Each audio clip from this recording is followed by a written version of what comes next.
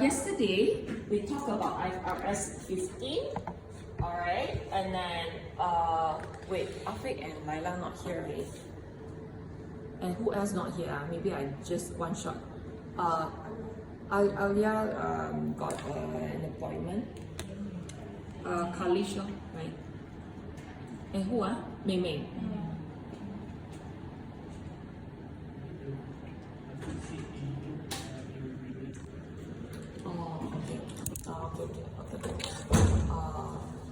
So you become his peer mentor lah, huh?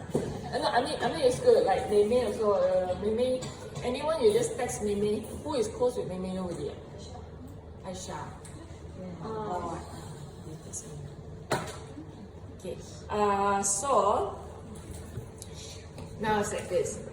Yesterday we started module 3 already. Okay, and module 3 we have two standards. One is IFRS 15, one is IAS 37. So now we are looking at IFRS 15, revenue from contract with customer. So this is a very comprehensive single model with 5 steps to help us learn when should we recognize our revenue.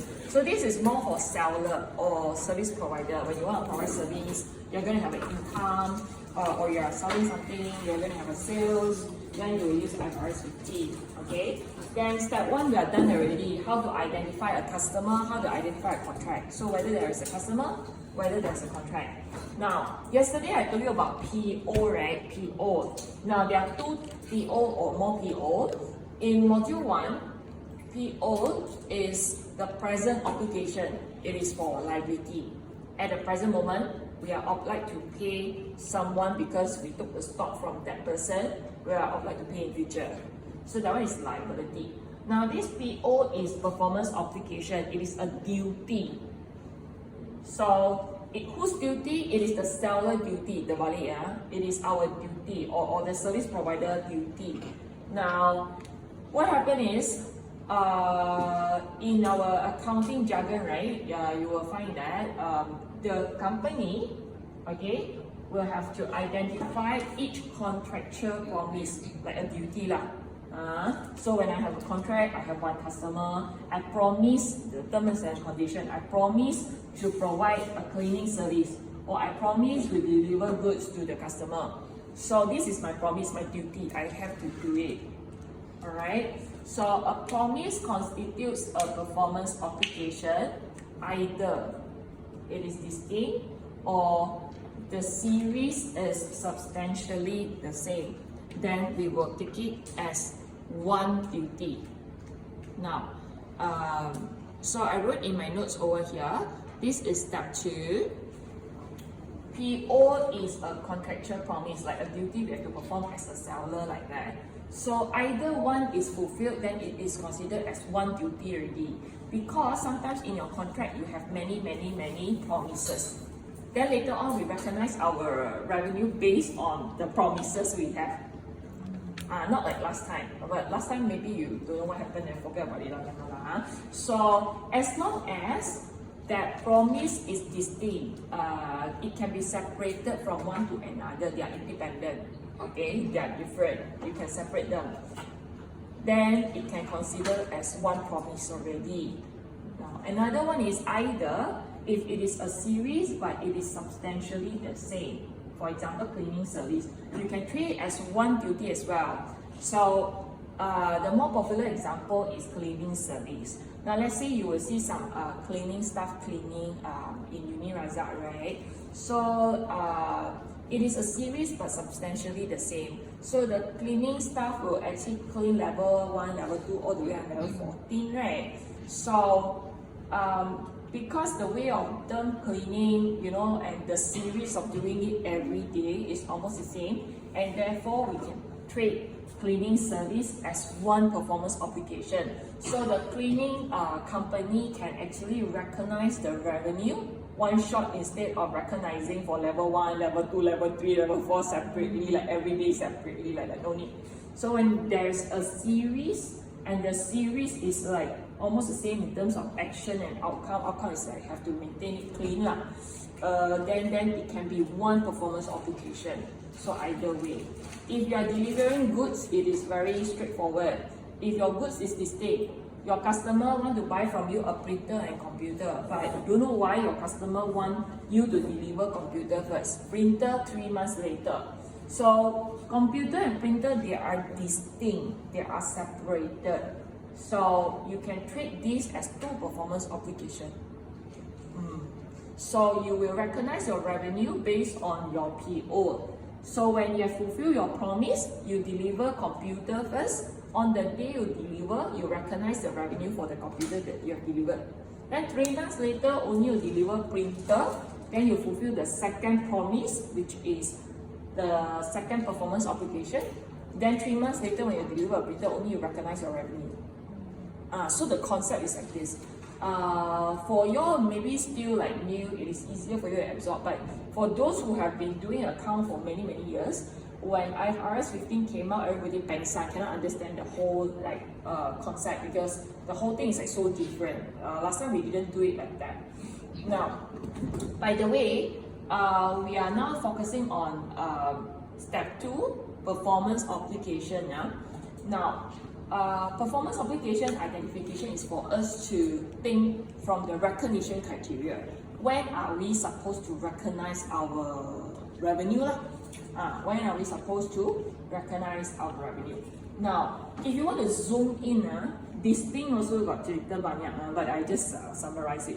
So a lot of theory here. So this thing, what is the definition? Series, what is it? So you can actually look at the textbook. Normally this thing, layman term, we say we can separate that thing lah. They are separatable. You can sell that thing separately. So in other words, the customer can be benefited from the product itself. So let's say there's a bundle of computer and printers in the contract that you have to deliver about different months based on the customer needs and want. But the customer can benefit from the distinct goods. When you deliver computer, the customer can be benefited already. The customer don't have to wait for the next one to combine and get the benefit. Okay, so the customer don't have to wait for your printer and then combine it, only they can start using it, right? And therefore it is distinct. Okay, now series, it is distinct but same pattern. Alright, so maybe we have 3 cleaner. One cleaner, clean here, clean there. Yeah, they are separated, but they are doing the same thing, something like that. So the performance obligation is satisfied over time, and then we are using the same method to measure the progress. As long as it is clean, then we say we are done already. Simply speaking, but the method, it could be input method, output method. Are we looking at input? Are we looking at output? Okay, so I write and here it is because we have to fulfill all this to say it is this. Meaning you have to make sure our customer can benefit from that thing and it is separately identifiable. Therefore, it is distinct. And not this and this equal to this. And then for series, this and this and this equal to this. Alright, if all these are fulfilled, then basically we treat it as a single performance obligation. Because if memorize is difficult, right, then you have to understand why we want to try our best to make sure these are fulfilled, because in reality it will be easier when you do account. Single performance obligation easier, one shot you recognize your revenue. Okay, now we will look at example 3.4 and question 3.2 before step 3. I think the highlighted part A I've already uploaded in UROX as well, so you can take a look when you've got your textbook. And then sometimes I circle like and, so there's and or. And means all must be fulfilled, or means either one, then can already. Okay. And then I told you a very long explanation, right? Customer can benefit from blah blah blah. There will be some explanation you can read on your own.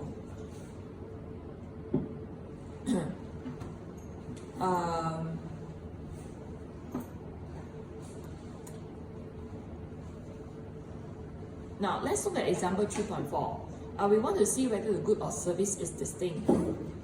Library is always a very popular example for us to understand this concept of distinct. Now, we make an assumption. Let's say Universal, okay? They want to construct a very fantastic library for the students. So they want to actually dismantle everything in level 4. Level 4 is quite big. So they want to dismantle everything. Okay? And then after that, they want to construct a very nice library with a swimming pool inside. So you can see, wow, it is like almost like infinity like that. Wow, very nice. So they go and negotiate with the construction company lah. So we are now standing from the perspective of the construction company. Okay, because the construction company is going to generate revenue, right? Unirazak will be a customer, right? So let's say they sign a contract. So step 1 is fulfilled because there is a customer, Unirazak, and then there is a contract. So you have to remember the definition. So we have mutual agreement between two parties. We agree on the right and also the payment terms. It is probable that Unirazak, the customer, will pay to the construction company, the service provider.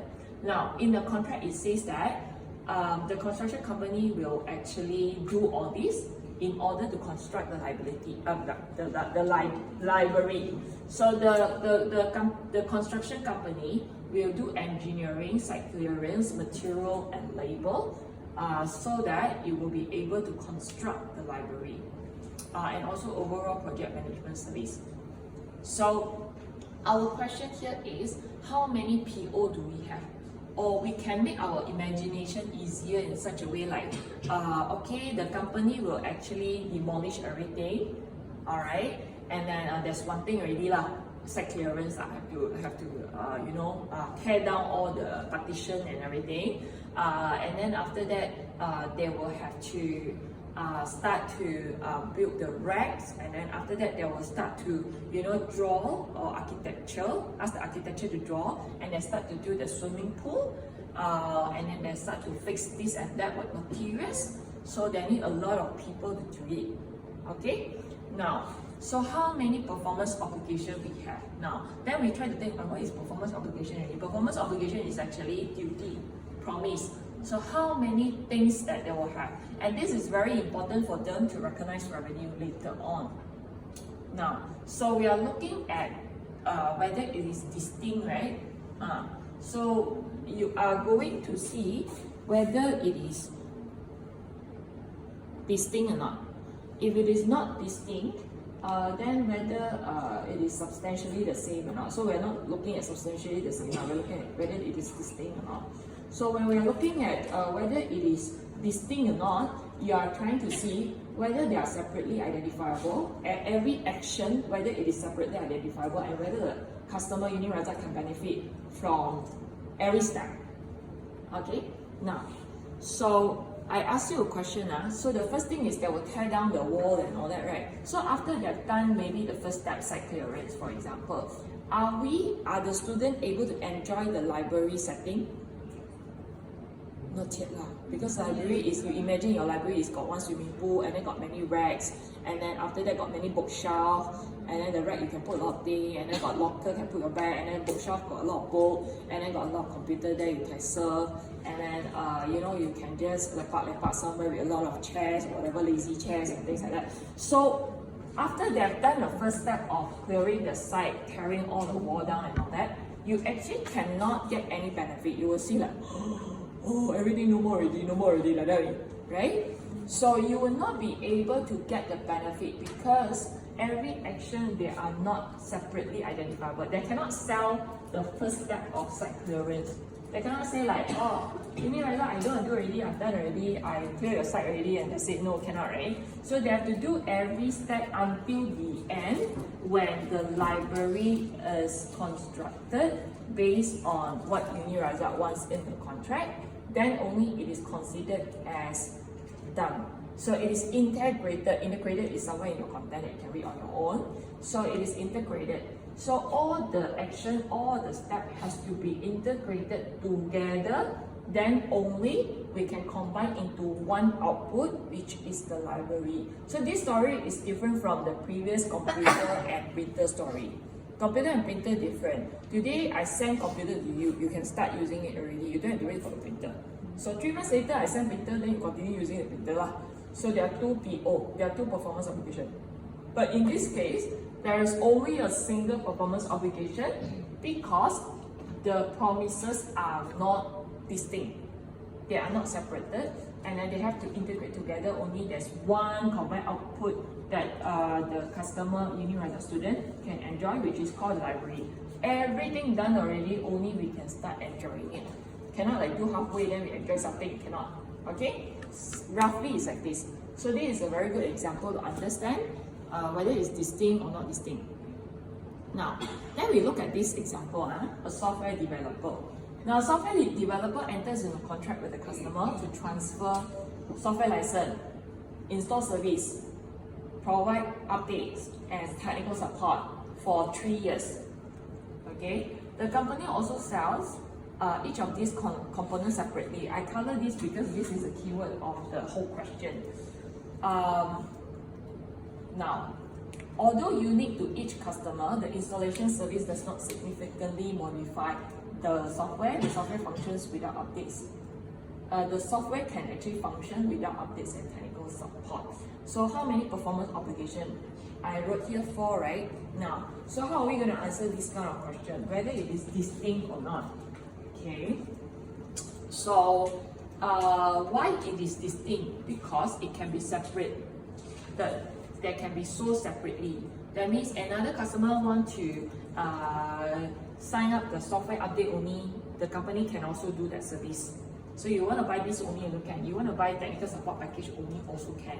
You want to buy 2, 3, 4, also can, no problem. So they can be sold, individually. And although they might be unique, it says here, however, it will never modify your software. So any one of them can be sold separately, and your software can actually function without signing up all these together. So if let's say if I want to buy one software license only as a customer, I don't want to buy update because I don't have enough money, can or not? Answer is can lah. Alright?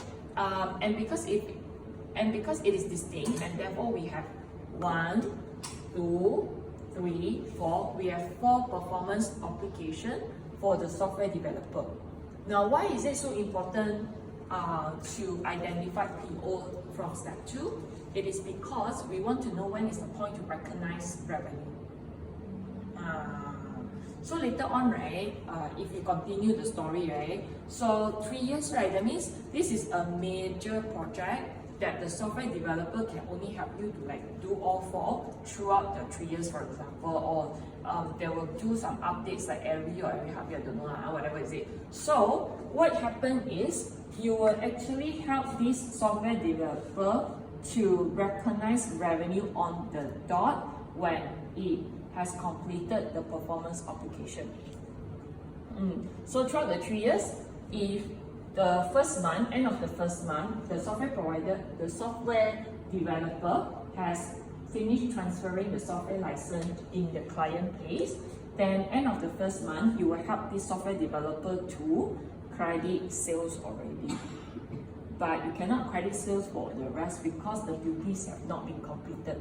You only do the one that have been completed. So this will help us slowly to do the calculation later on. Okay? Now,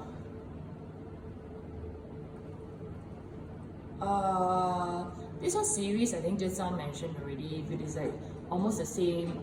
Normally series is for services lah, normally. So we will treat it as a single performance obligation so that it is easier. Okay? So if it is satisfied over time and we are using the same method, like cleaning contract, we can treat it as one performance obligation so that it is easier to do our account treatment. Now then we go to step 3. Now step 3 is transaction price that we mentioned one time only yesterday. Now transaction price, if we can imagine, it is like the total selling price that you want to sell and you want to put in a contract. So I wrote it somewhere around here. We want to determine the transaction price. This is to help us to do the measurement actually. How are you going to measure something reliably?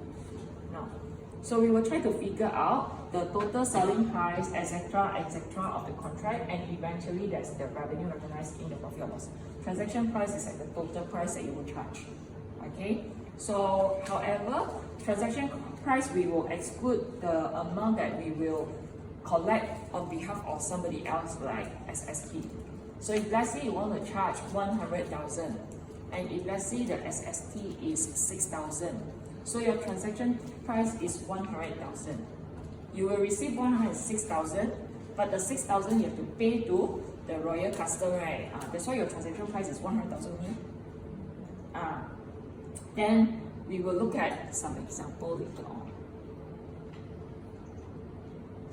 So basically, it excludes the money collection on behalf of others like SST.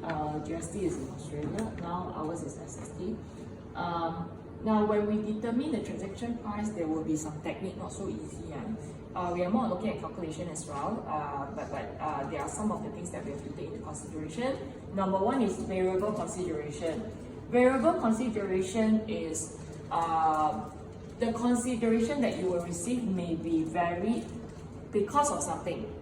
Okay, so if it is a fixed consideration, that means no matter how you will receive that money. But variable means if you are not able to deliver on time, you will get a penalty. Then that penalty is variable consideration. It will reduce your revenue. So the second one be the existence of significant financing component. If you allow your customer to pay many years later with a higher price, there is an interest component there. So the difference is interest income. You cannot take it as a revenue. Later we'll look at it. I just like brief you. Non-cash consideration. Now, if we have any non-cash consideration like system barter alert, what are we supposed to do? Okay, and then you actually encourage your customer or potential customer to buy the product from you, like a car from you. Okay, if you buy Proton Saga from me, I will give you free servicing or like wash car service for 1 year. That one is non-cash consideration. Consideration that is payable to the customer. Now, if you purchase something from me, I have to like pay you something pula. Because the customer is in a stronger position. For example, I'm selling conflicts. So I managed to get a business from Mydin. Mydin is stronger. So in order to get this big customer, I will have to promise one thing. Mydin say, okay lah, I sign a contract so that you can sell your conflicts or junk food to me for 3 years, right? So you have to support us.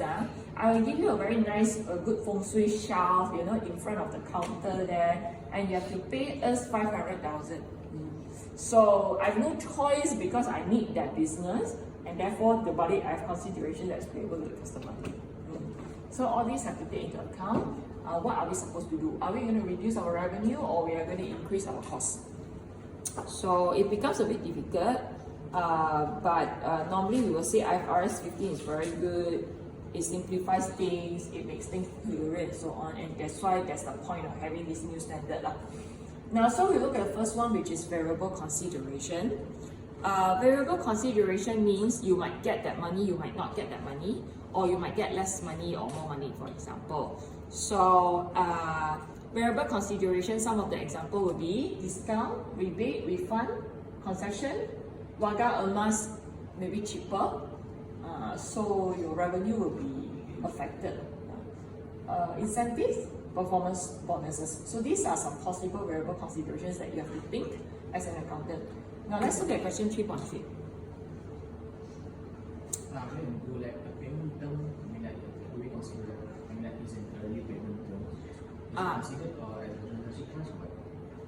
Okay, if early payment term you give discount, then yes. No discount, then no. Because last time the one we learned is like 3 months credit term, right? And then we give cash discount. So if you pay before 3 months, right, then you will get that's called cash discount, not trade discount. Then we will give a cash discount of 5%, like that, right? So if you have to apply IFRS 15 because you're a public listed company, then you have to think, what is the possibility of the customer paying you earlier that you have to pay, give discount? Then your transaction price will be reduced. Based on your reliable estimation. Then our reliable estimation is based on past experience. That's why you will know that revenue recognition is something like a provision. Eventually, it might not be that amount exactly, and then you have to reverse it out. A lot of estimation. But we will say with exercise our professional judgment and the estimation should be quite accurate. Let's look at this. You don't look at my blue color explanation first, then you can think more. Maybe you can think more. Okay, we want to see these two scenarios, right?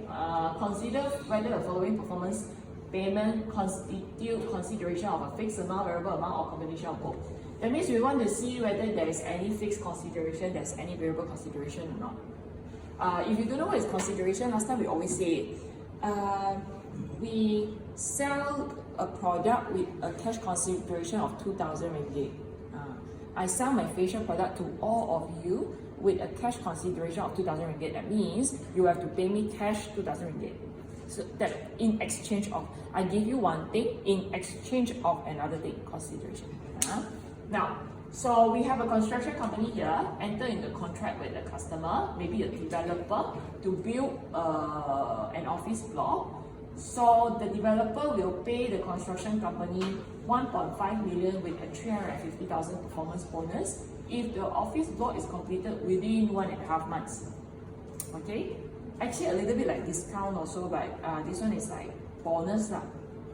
So maybe the developer, they want it very fast to sell to the public and all that, and therefore they write in their contract, okay, I will pay you 1.5 million to do this office block, but I hope that you can do it faster for me.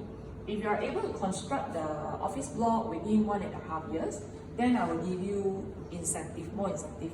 Okay, because you are performing well, if you are able to do that within 1.5 years, finish building the whole thing, then you will get an extra 350,000. Then you as a construction company, you will, not already, you will be very motivated because you know, if I do it faster and all that, then I'll get more, right? Okay. However, from accountant's perspective, you're not only, you're not only talking about this. You have to think. How much is the transaction price. Then you go back to your step one. Okay, step one, we have a contract, we have a customer, okay, ready. And then step two, how many performance obligation we have? 1. You cannot like do halfway and say, okay, I'm done already. Like, cannot, right? You cannot like do one level and then the second level not done yet. Then I said, I'm done already, right? Because you have to integrate all the services and all the materials to get one single output to be benefited by your customer. So apparently you have one PO only. Step 2, one PO. Step 3, how much is the transaction price? What is your selling price? Okay, then you have to think. Do I have variable cost or not? Do I have consideration payable to customer or not? And blah blah blah blah. So over here we have variable cost. How much is your variable cost? This one. Fixed cost is this one. How do you interpret it? That means no matter how, as long as I finish building the office block, I will for sure get 1.5 million. If I do faster, I will get extra 350. If I exceed the timeline, then I will not get lah. So the question, the thing is will or will not only, yes or no only. Yes or no question, we will use something called most likely method. Here. When you have a variable consideration, there are 2 methods.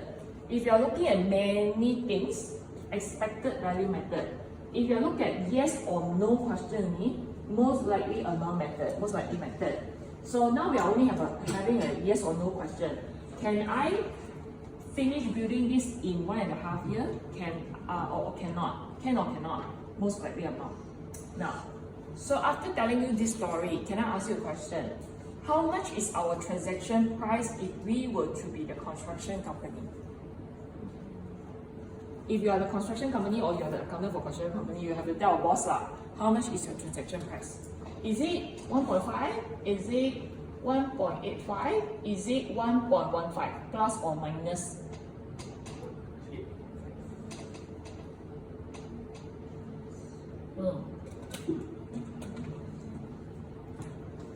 Then you have to think how to estimate it.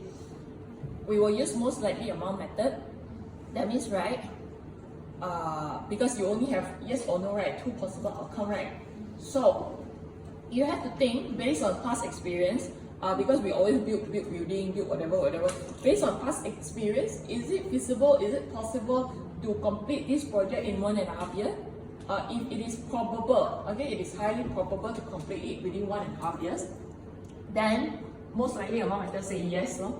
If it is yes, then based on your best estimation, your transaction price will be 1.85 million. Now, if this is not possible, all the time at least we have to use like 2 years to complete the whole thing, then most likely method said no, and therefore your transaction price will 1.5 million. So what is the implication? The implication is that when you complete your performance application, let's say I estimate that my transaction price is 1.85 million, and really after 1.5 months I complete everything already. So once you are done, you fulfill your performance obligation, you will recognize your revenue. 1.5 months later, 1.85 million. So you don't actually recognize the revenue when you receive money or you don't receive money and then you try to think and so on. No, you will recognize your revenue whenever you fulfill your performance obligation. In this case, only one PO. You have to finish the whole office building, then only you consider yourself finishing the whole PO, and that's the time you will recognize your revenue based on your transaction price. Okay, now look at the second one. A construction company enters into a contract with a customer to build a warehouse for 500,000. The contract specifies that the warehouse is to be completed by 30th of June next 6, and that if it is not completed by 31st of August, there are two more months grace period. The construction company will incur 50,000 penalty. Okay, so with this story, right, what are we supposed to do? So we want to build a warehouse, okay, and then you build a warehouse is like 500,000 and your customer say, can you please complete it by 30th of June next 6, then we will pay you 500,000. So if you cannot complete, right, we can tolerate 2 more months, like grace period, 2 more months until latest 31st of August. If you still cannot complete, right, we will penalize you 50,000. That's the story. Okay, so you will have to think this question. You have to think. Okay, we have a customer, we have a contract. Building a warehouse is one PO. Third step is how much is our transaction price. So how much is our variable consideration and how much is our fixed consideration? Over here, right? So your consideration is 500,000, right? However, is it confirmed that we will receive the 500,000? No.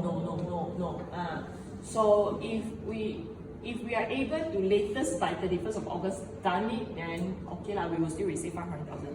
But if we complete that warehouse, right, on 1st of September, then we will receive how much? 450 lah, 450, because we have to bear a penalty, right? And therefore, our variable consideration is 50,000 penalty. And how much is our fixed consideration? Fixed consideration means confirm you will receive how much? Confirm for sure we will receive 450 no matter what happens. And 50,000 is the variable consideration. So how much is our transaction price in this case?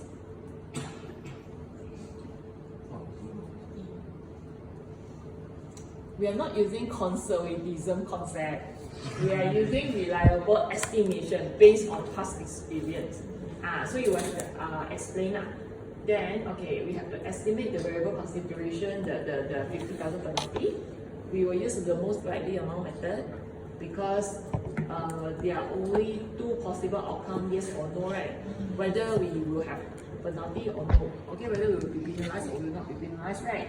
So based on past experience, if normally we will be able to complete it on time, otherwise we will not, accept the job because we don't want to be penalized. Then our reliable estimation is we will not bear the penalty. We will for sure to complete the whole thing on time, and your transaction price can be 500,000. If you are a new company, first time, then you're not very sure you heard people saying in the same industry that very, very rush or maybe cannot, then maybe your transaction price will be 450. So IFRS 15, right, actually the estimation take a very big part of it. Professional judgment is very important, and therefore different people might make different judgment. So I think this is one of the criticism that I must say, IFRS 15 has. Because we are now more on principle based, right, and therefore, this is happening in such a way. Now, there's another method that we learned before, but maybe you cannot remember, but quite easy, is a weighted average method. If it is not a yes or no question when you have a variable consideration, then you will use expected value method. Okay, expected value method for variable consideration is a weighted average method. So you look at the possible outcome and the probability of each outcome to do the calculation, which is actually quite easy. The explanation is quite confusing, but it's actually very nice. So,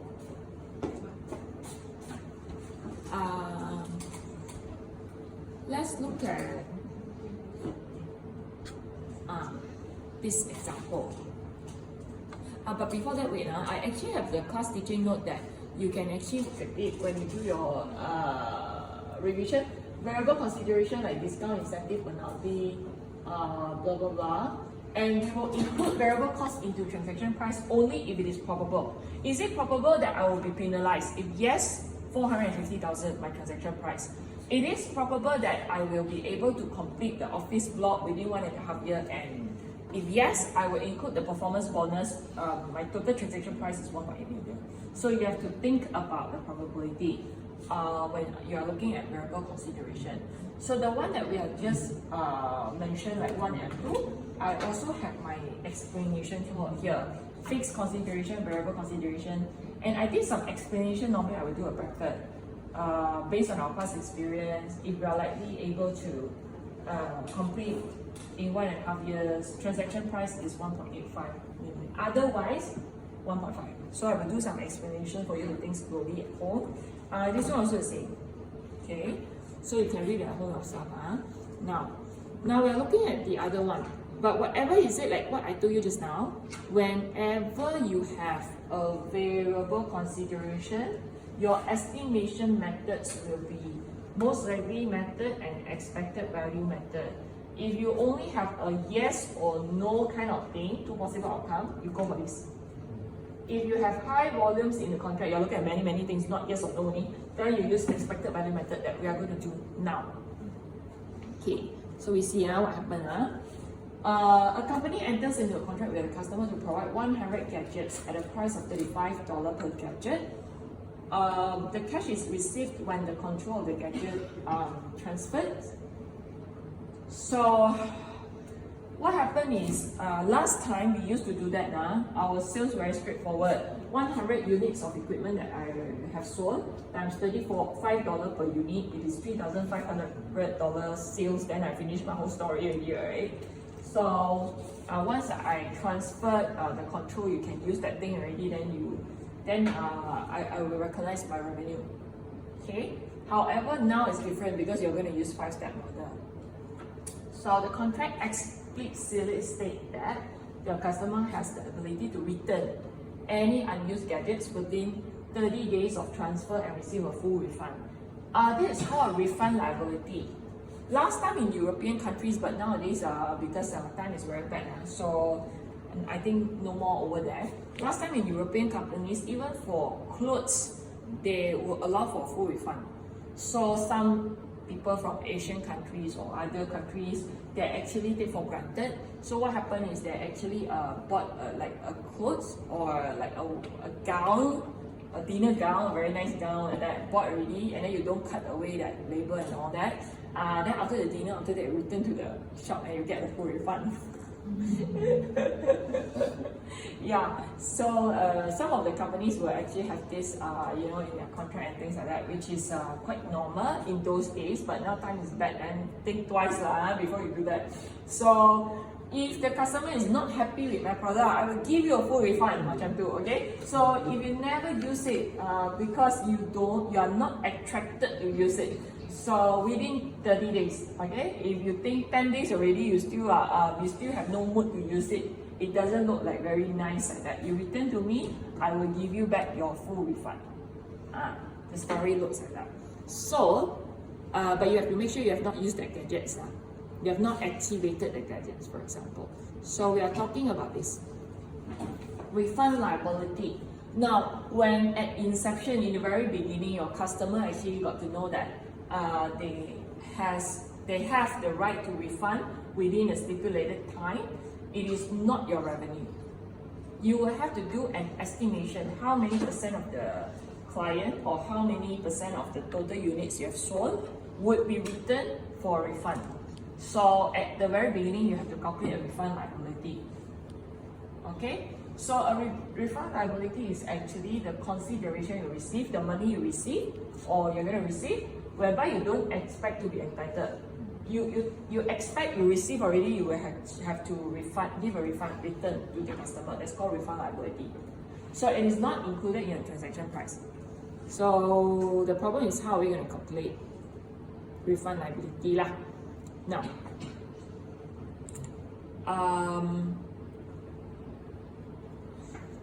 so the contract will be completed before the end of current reporting period, and based on past experience, the company attaches the following probabilities to estimate the possible outcome. Okay, so all the gadgets are very customized to everyone. So if I customize that thing to you already, you're not happy, you return to me, I cannot sell it to other people. Okay, so there are 5 possible outcomes. The first possible outcome is we are so perfect, everything we customize to everyone is every time very happy. Nobody wants to return to us for a refund. Okay, but what is the probability of having this outcome, best outcome is 10% only. It's 10% only. So there's a 10% of probability that no one returns us any unit. And then 20% of probability we have this outcome, return us 1 unit. 50% meaning half of the time, maybe a customer return us 2 units, 10% return us 3, 10% return us 4. So based on past experience, we will never have anyone returning us like 5 gadgets. Okay, now, so we have sold to this customer 100 gadgets, very customized one. So we are thinking like we are selling to one people like 100 gadgets. Now, because we are looking at a lot of volume and a lot of possible outcome, so you are not having a yes or no question. Okay, you are having like how many percent, how many. Okay, so the volume is very big, and therefore we are going to use expected value method, weighted average method. So what you're going to do is like this, quite simple. Now, if if the customer never returned you any gadgets, that means you will earn all the 100 gadgets at $35 per gadget, right? So 35 times 100 is $3,500. However, this will only happen 10% probability. So you multiply 10%, it is equal to 350. Then you continue. If the customer return you 1, that means you will earn 99 gadgets times 35 units. So if that customer return you 1 only, that means you will earn that 99 units times 35 per unit. But this will only happen 20%, probability 20%. Okay. If that person return you 2, then you will earn $35 times 98. Okay, then 50% probability. So you do all like this, and then you add them up. So this is called probability weighted or weighted average method. So the probability weighted method, you sum them up, for sure it will be less than 3,005. Okay, because you have some probability stating that you have some return and you have to pay refund. So 3,434, you total them up, is actually the transaction price. Okay, the transaction price. So this is the transaction price, and we try to link with what we have learned so far. Step 1, we have a customer and then we have a contract. Step 2, our performance obligation is when we transfer the control. Now we assume that we only have one customer and we do customize this gadget, and one shot we transfer. Okay, one shot, we transfer one shot the 100 gadgets to the customer. So on the day, right, once we transfer it, right, basically we have already basically we have already able to recognize our revenue. So we will recognize our revenue on the day when we transfer the 100 gadgets immediately, not until the last day when we receive some unused gadgets and all that. So what are we going to do in terms of our journal entries then? We will do this at inception. So we assume that once we transfer the control, the customer will pay us money. So the customer will pay us $3,500 apparently. Then we transfer the control, we have finished, we have completed our performance obligation, we will recognize our revenue, but not $3,500. It is $3,435 based on expected value method because there is a high volume in contract. So there is a difference of 66 on the credit side, and what is it? It is a refund liability. So at the present moment, once you enter into this contract and you transfer a control, you promise that 1 month from this inception, 1 month from today when I transfer the control to you, 1 month from today, if you return me any unit, I will pay you back $35. And therefore, I don't assume that the whole $3,500 is my revenue because there is a possibility that I have to pay you back. Then you will say, yeah, $66 only, right? How if you have a transaction, you add 3 more zeros at the back? Oh, that will be a lot.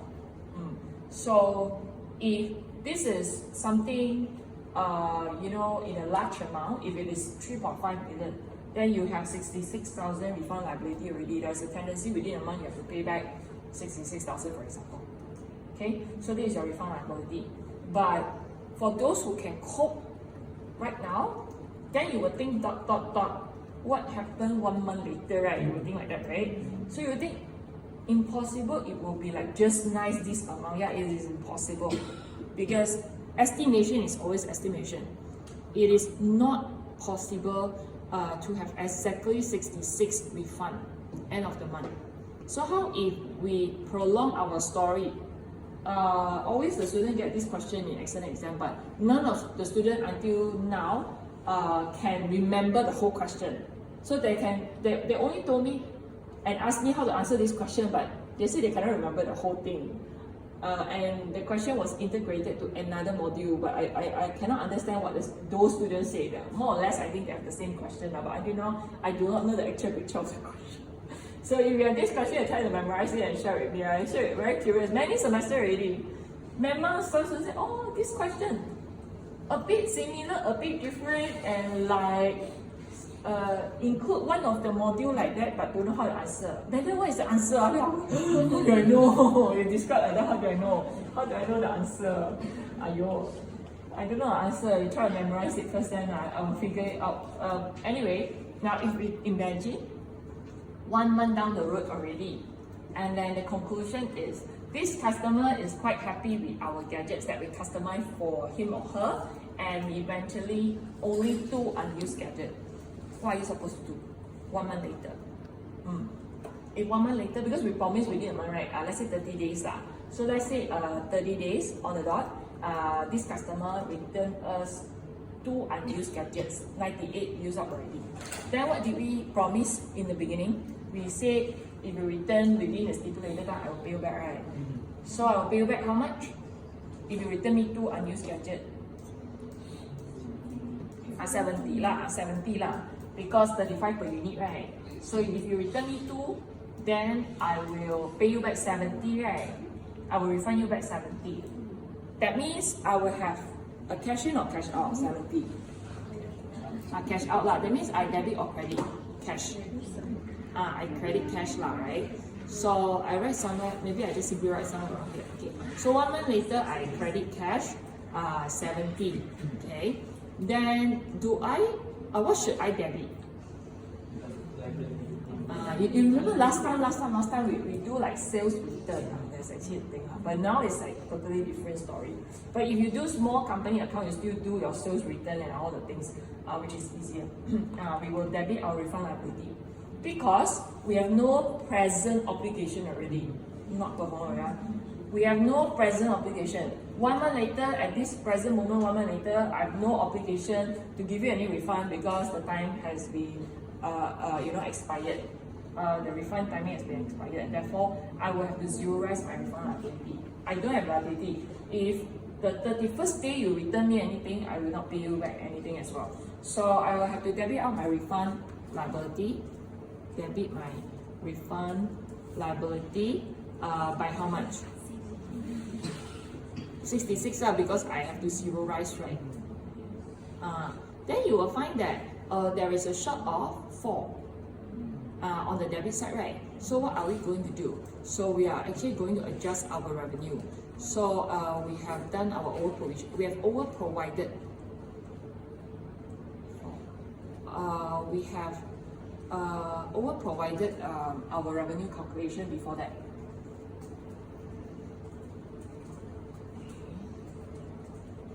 So all in all, actually how much is the revenue that we have earned?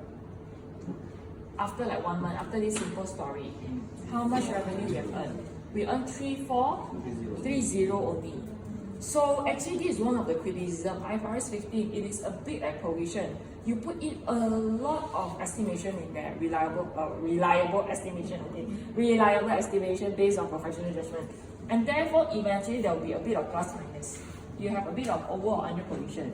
We have over provided our revenue by 4,000. So eventually you know the whole project, this project you earn, actually you earn 3430. Okay, but we are not, for those who don't understand this one, never mind. So I just delete it. Well, the case that we don't have any refund, so do we almost, The balik lah. Okay, then you imagine, okay, for those who okay, then you imagine, if the customer is so happy, no unused gadgets returned, all used already, okay? So we will be very happy also. Then what are we supposed to do? In our lifetime, first time in history, no refund, okay? Then, so 1 month later, you will debit your refund liability and you will credit your revenue. Under provision of revenue. So our revenue will be 3,500. All the 3,500 we earn. Okay, then we change a bit. We don't want to waste this question. Okay. Now, if we use this question and we apply most likely amount method, which is not a good method, the best method actually is expected value method. But we want to fully utilize this question, or we want to test the student whether they know how to use 2 different methods to do their accounting treatment or not. So if I say, okay, this question, I want you to do most likely method, most likely amount method. So what is your answer? Different from ACCA perspective, so you don't mix up. That's why I say you don't go and look at the CCA, please, because we have different professional judgment. You look at the CCA one enough already, okay? So based on your professional judgment, what are you supposed to do? How much revenue you will recognize if you are going to apply most likely amount method, which is not a good method in this case? Most likely, yes or no, the one yes or no, right? If we force ourselves to use the most likely amount method, what is your answer? 3430. If 3434, you will take average 34. If 3434 for sure is this already, what? Expected with method already. So, 163430. Okay, so. 50%. Because of the 50%. Okay, so I don't know whether it is same. Okay, never mind. I just show you here. Okay, what are we gonna do is, I wrote here, assume that we use most likely amount method, which is not appropriate in this case. What we are gonna do is, you will just have to take the highest one. Okay, that means, right, which one is the highest probability? 50%. Most likely means which one is the most likely going to happen, right? 50% is the most likely to happen. 50% of the possibility that 2 would be returned, and therefore we are probably going to earn $35 for 98 gadgets finished already. So 35 times 98 is 3430. Then you will do this. Okay, it is in the class teaching notes, but this is not an appropriate method for this kind of scenario. Now, so we are now in transaction price step 3. The first one is variable consideration, and we're done already. The second one is significant financial component. Okay, now significant financial component, there is a leeway, because there will be a lot of work to do, very troublesome and all that, right? So if it is less than 1 year or 1 year or less, okay lah, no need to think about significant financial component. For example, if you are actually like 1 month also like in validity, no need to think so much, because if it is within a financial year, you can settle like within a financial year. Your contract is only like 2 days. Takkan like you think so many things, like 2 days only, right? So if you are selling things right away, also don't have to think so much. Now, if there is a significant financing component and we are assuming significance means more than 1 year. Okay, so one of the example that I would like to share is always buying laptop last time. So during my time, right, laptop was a bit expensive, and we can actually buy laptop by paying installment. So last time, let's say I went into Dell website, then I will see, if I want to buy the laptop now, and I'm paying now, I have to pay 3,000 ringgit. 3,000 ringgit last time quite a lot, because last time those people only earn like 1,000 over ringgit, per month. So laptop is 3,000 ringgit. If I want to buy a laptop now, I pay now 3,000 ringgit. If I choose another option, if I buy a laptop now, I want the company to deliver now, but I pay installment throughout the 3 years time. Then in total, I will have to pay 4,800 ringgit, for example. Then you divide it by 36 months. Okay. So what happened is 3,000 and 4,800. The difference is 1,008, right? The 1,008 is financing component, interest. Because if Dell takes it as the revenue, 3,000 revenue. Another one want to buy like pay slowly is 4,008 revenue. The problem is the primary users or other users will think that this laptop must be higher spec because 4,008, right? Another is 3,000, right? Actually, it's the same laptop. So this is the main purpose of doing it. And therefore, if there is a significant financing component, it is significant only when it is more than the next 12 months and based on the magnitude. If the thing is very small, we also don't look at it, okay? If you are talking about 20 ringgit kind of thing, okay, forget about it, don't waste your time, okay? So we will take the difference of paying now versus paying over time. And we will have to take the time value of money into account to do present value. So this is a bit like exhausted if you have to do like this and you have no choice to do, then you have to do like, you have no choice, you have to do it, right? So these are an example 3.6. Now let's look at it. Example 3.6, a property developer enters into a contract with a customer to sell land, and then control of land transferring to the customer when contract is signed. That means once we sign the contract, you as the customer, you can do whatever you want with the land already. Okay, so you don't have to return the land to us. If you pay us now, 50,000. Okay. However, if you pay us like 24 months after that, normally your question, this kind of question you have, they will not tell you every month installment. ACCA memang they will have every month installment. Every month installment, it is very complex because you need to do a present value annuity and so on. So normally ours is like one shot. The concept is the same, just that the calculation will be easier. So in this case, right, one shot, you only have to pay me one shot 2 years later. That means you don't have to pay me a single cent with throughout these 2 years. Horrible, right? Later on, 2 years later, know what happened already. So if 2 years later you pay me one shot, it's 57,781. If you pay me now, 50,000. You get what I mean now? So the difference is actually a financing component, and it is more than the next 12 months, and therefore we have to take this into account. Yeah. And then the implicit interest rate in the contract is 7.5%. So how are we going to do our journal entries? This one you have to learn. What are you supposed to do? Now this is the answer. You never ever, for those who have done your assumed knowledge task, right? You at least have to know when you make a sales, you will credit sales, right? And then you will debit either money if you have a cash transaction, if you receive money immediately, or you will debit a trade debtors or trade receivable. Because the customer owe you money, right? So you don't credit revenue and debit cost of goods. So no people do like this. We never have corresponding entry like that. Revenue corresponding entry is always receivable or cash. Okay. So in this case, the customer choose to pay 2 years later one shot. And therefore at inception, when you transfer the land already, you will have to recognize your revenue. Because one performance obligation only. And once you transfer the control, you have fulfilled your performance obligation, and there's a time you have to recognize your revenue, which is 50,000, not 57,000. Like what I said just now, 57,000 because there's a significant financing component. So your revenue is still 50,000, and you will say, not right, Madam, why the customer owes 50,000? Yes, the customer at inception owes us 50,000, and you will have to increase the receivable over time because you earn not revenue but other revenue, other income, interest income. So you have to debit receivable but interest receivable.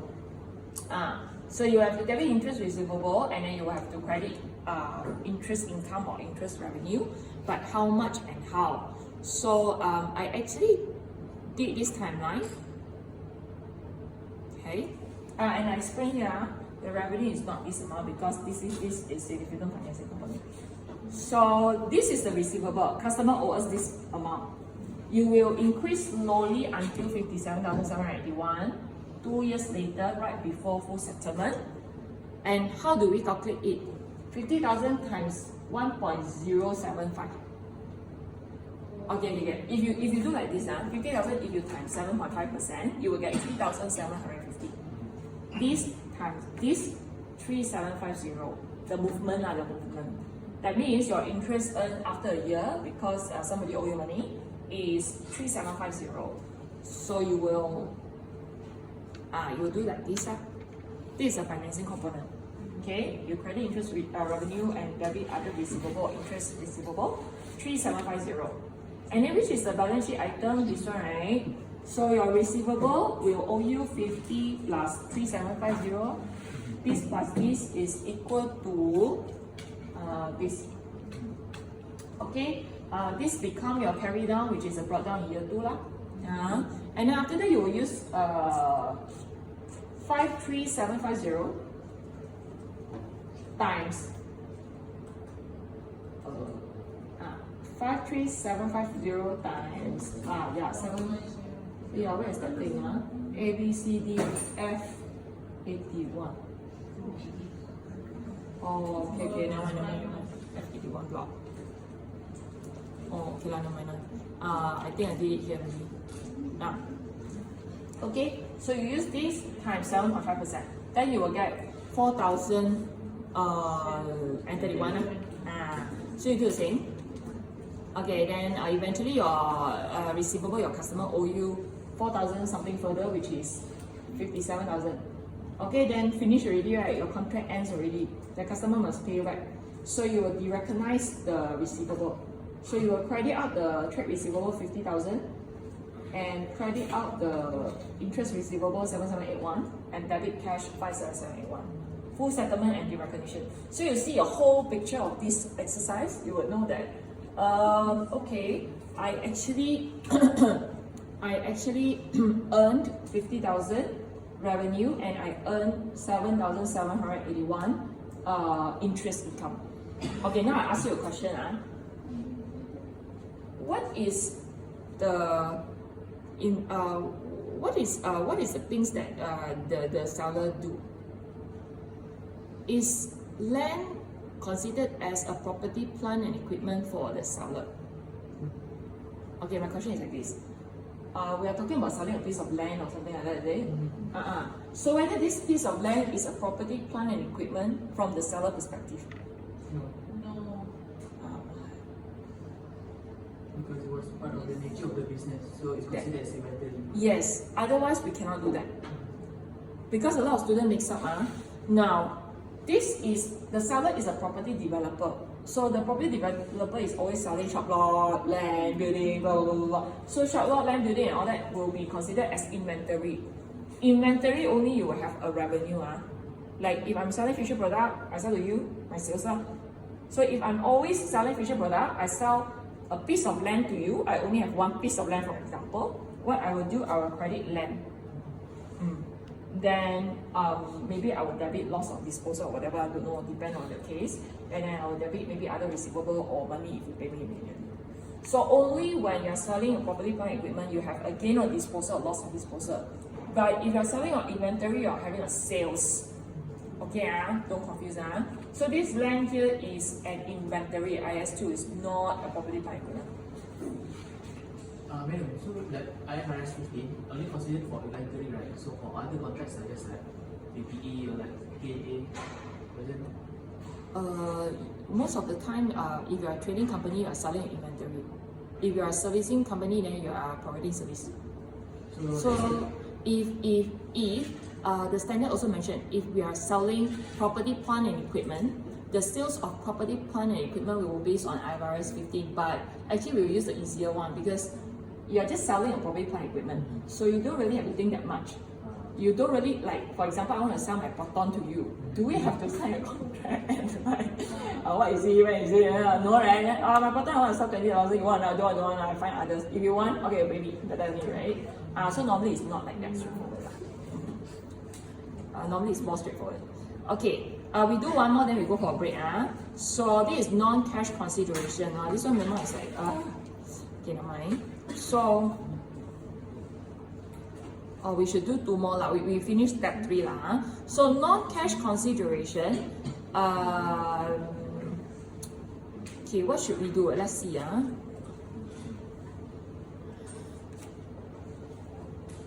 The customer consideration might be in the form of goods, services, or other form of non-cash consideration. When a customer promises consideration in a form of other than cash, then what are we supposed to do? Like what I told you just now.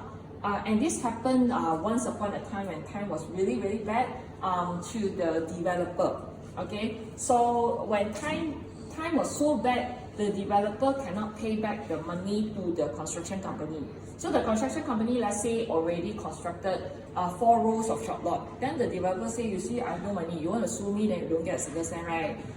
So why not I contra the outstanding amount, the last few payments, by giving you 4 shop lots to set off the amount I owe you. This type of company memang very terrible. So they will actually tell the same thing to all their people, all the lenders. So if they owe money to any other companies, they will do that as well. Okay, I owe you 200,000, right? So I actually can transfer you 1 shop lot and contract or set off the amount so that I don't owe you. But then the problem is this is a non-cash consideration. You're not paying money. A lot of lender is very reluctant, but no choice, better than nothing. And then some company will be even worse. I have nothing. I only have 10 old computers. You want, if you don't want, then you sue me. Macam tu. Because I only owe you 10,000 ringgit. You take all my 10 computers and I don't owe you money anymore. You can imagine the whole scenario, right? Now, if that's the case, what is the consideration then? Okay, so if let's say you have a customer owe you money, okay, you have already provided a service equivalent to 10,000 ringgit. Your income is 10,000 ringgit. You credit revenue 10,000 and debit receivable 10,000. But after that, the customer say, no money, equal to 10 computers. So actually, how much revenue you earn? You're not sure already, blur already. So this standard actually gives us some guideline. So this standard say, okay, never mind, worst come to worst, business setting, if it is complex and you have this non-cash consideration, you will actually recognize your revenue thinking about 2 things. Number 1 is, the best option is whether the product has a fair value. If there is an active market that customer give you 1 lot of short lot, you go and ask the professional valuer. If the short lot is equal to 200,000, then your sales, your revenue is actually 200,000. So if old computer, I also don't know about fair value or not anyway. So if the old computer is equivalent to 10,000, then okay lah, you recognize your revenue 10,000, and then you will recognize your receivable 10,000 based on professional judgment. However, if there is no fair value, Okay, fair value is not possible because there's no active market or input 3 is like not very good. Then I want to go for option 2. So I will look at IFRS 13 fair value first. If don't have, then I will go for the second one. Second one is stand-alone selling price of the product. Now, if there is no active market, then we will think this thing, if it is sold in the market or sold anywhere, although there is no active market, it can be sold by how much? Then you take that as an estimation, better than no numbers. So this is only a theory question. Now the last one is consideration payable to a customer, like what I told you just now. If our customer want us to pay for something, then you see for what. So I wrote it here. So just now I wrote if fair value not possible, stand alone. So the second one is okay, this one is a bit messy theoretically. So there are 4 scenarios here. If like this, like this, if like this, like this, if like this, like this, like this, like this. Okay, now let's see. So let's see. Payable. If you are paying to your customer for a distinct good, this one is all right. That means either one okay already. So if let's say Mydin say, you have to pay me 10,000. Then I will give you 2 shelves. That one is owned by you. So I give some money for something in return, right? Distinct good, and then Mydin say you can actually use the shelf in the office if you don't have or whatever. You can sell it. Then okay, this is called in exchange for distinct good. All right, or it is an incentive. We give to Mydin to encourage Mydin to buy junk food from us. So normally it's the second one for the story that I mentioned. Okay, now, so we have to think and see what happened. If the consideration payable to the customer in exchange for distinct good is accounted for in the same way that the company account for purchases from supplier. So the first scenario unlikely to happen. For example, I pay 10,000 to Mydin. Mydin say I will give you 2 big shelf. Alright, you can bring it to your office, you can sell it, whatever you want to do. If that's the case, right, we will do the normal accounting entry. We will just debit office equipment, for example, or furniture and fitting, because you are paying your customer to buy something in return, just like you are buying something from anywhere else. And then you just support your customer lah. If I want to buy shelf in Giant or I want to buy shelf in Mydin, also the same shelf on the same price, might as well I just buy from you so that we have better relationship. Then okay lah, never mind. Then you just debit your furniture and fittings, normal one only. However, if you are paying more than the fair value, if you go and buy one shelf in Giant, it's only 5,000 ringgit. But you want to connect with Mydin, and then you say, okay lah, I paid 20,000 to buy the same thing. You're paying extra 15,000, So the payable amount is exceeding the fair value. It is in excess. The 15,000 you pay extra, you have to reduce your revenue. You are like giving a discount or whatever you mean it lah. So I repeat if you have to buy a shelf in Giant, anywhere else, it's 5,000 ringgit only. But you have no choice. You have to entertain your new customer, Mydin. You have to pay 20,000 to buy the same thing.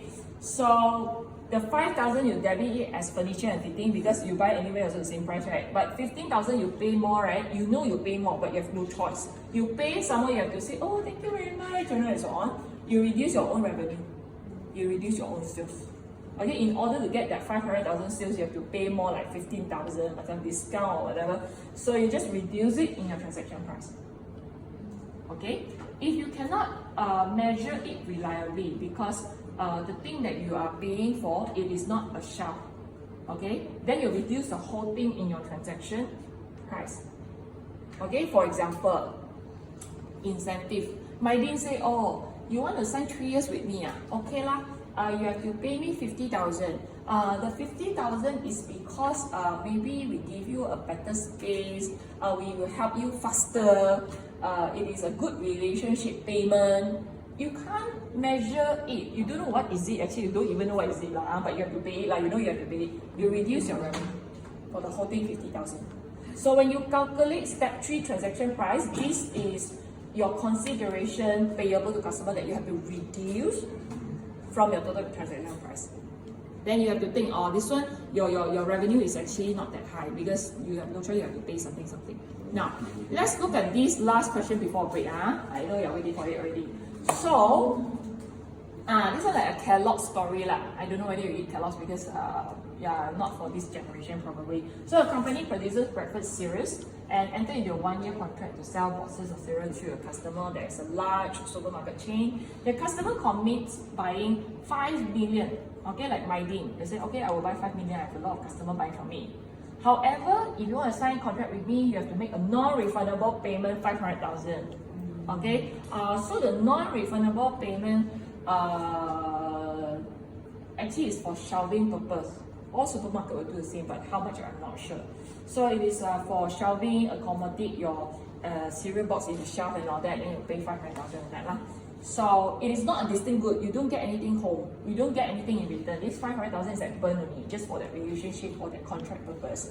And therefore, according to IFRS 15, you have to reduce your transaction price. Okay, you think again, how much is your fixed consideration in this story?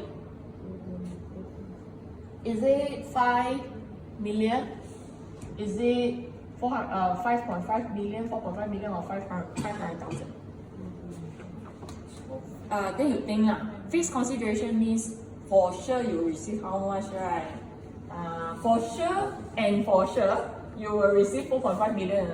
Because for sure, if you need a 5 million, you have to pay 500,000. So for sure, 4.5. Transaction price minimum 4.5. For sure, 4.5.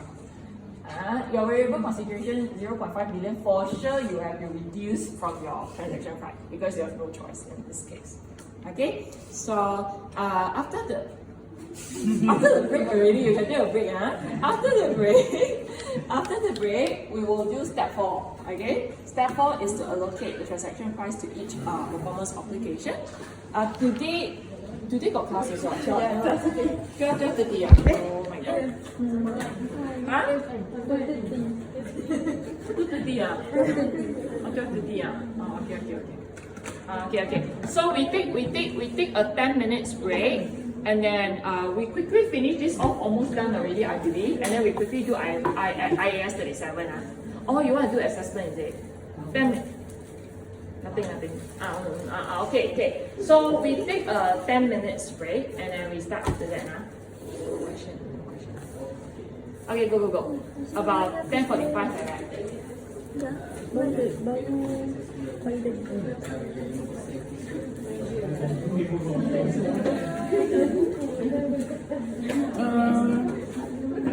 Kira dia buat dua orang besi. Syirah, nak tak hitam tak nampak.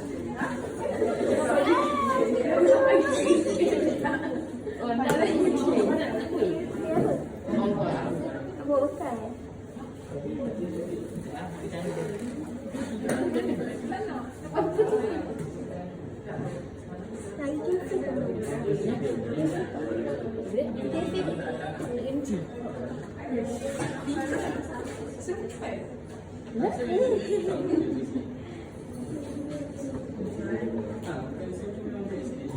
Kenapa tak email lagi?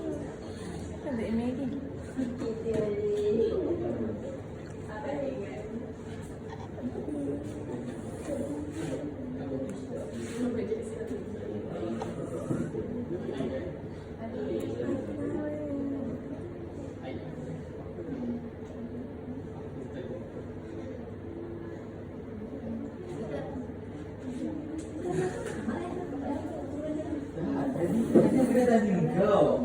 nak tak?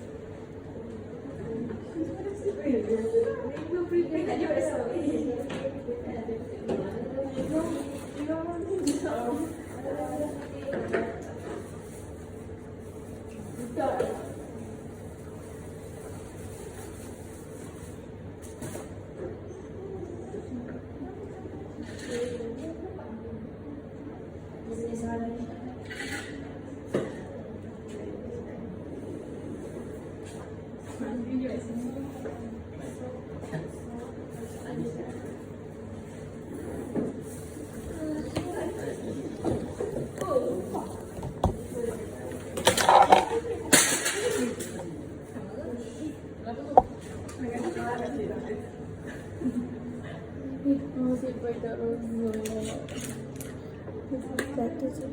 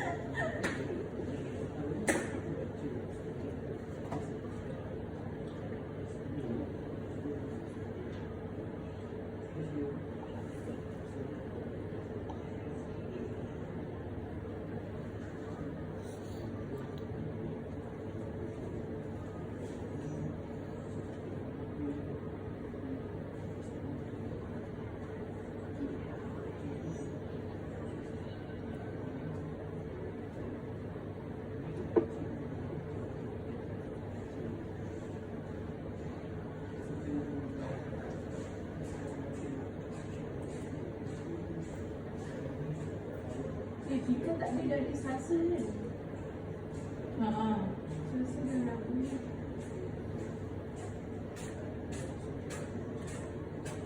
Mengajar. Betul tak? Kira kan murid neraka. Tadi kan Melissa pengajar WhatsApp. Tu dia cakap tu.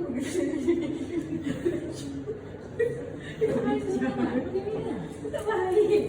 Tak baik.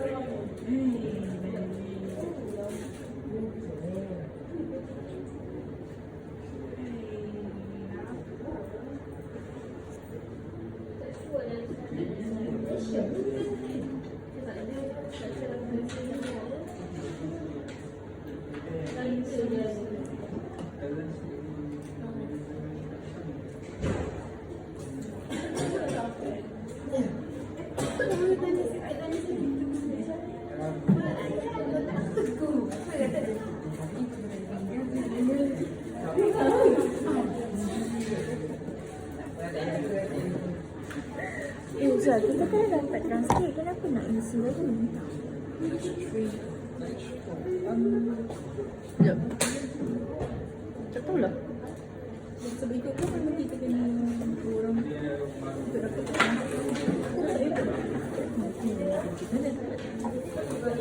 What today wear mask? Muffling well. Possible what? Kami payment. Payment memang kena bayar. Get it done. Kalau tak payment tu nak kena Yeah, your class 12:30. I mean, their class is 12:30, right? You have something on, is it? You asked from yesterday until today. We were doing quickly. Now I want to drop that thing first. With the sampai cincin. hopefully. Dekat mana? Lambat. Telekong. Saya cari, oh, panjang je. Miss ke mana? Anak isi je. Macam kalau ada tu sepi. Ada. Saya jemput kat Basah. It's a guy. Saya jemput kat Basah.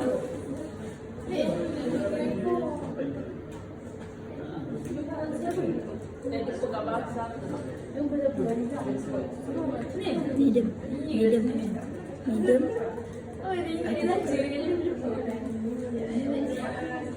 Bila Atira want to ask something? Atira what? Tapi kalau dapat transkrip kan, still kena email ke tak? Still have to email. I tell you now, CPAFR. Who is PAAF?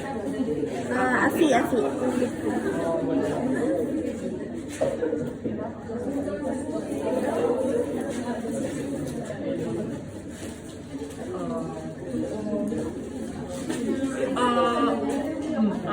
What?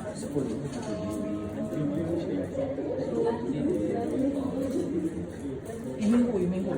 Your oh, what time is it? We're supposed to move to go at the No, but then we ask them. Oh, so you have to go already lah. Then we do but the assessment must be done like maybe we do it now quickly one not? Okay. Referring to this student okay, this student with the help of others, all of you have already completed your assessment, right? I mean, all others macam Hannah, Naila, you completed, you remember, right? Can you please help your friend? So we are now helping our friend to do this assessment because I cannot remember every semester phone. I cannot remember, unfortunately. So right, okay, you do your login first. I have just posted in our group, and then you tell them if you remember what to do and so on. Not this, sorry. So first of all, I've already PM you your latest transcript, right? Because today must get it done already. I worry nanti 1 month later you also cannot get your book. So you log in already, and then after that, go to what application? Not create account.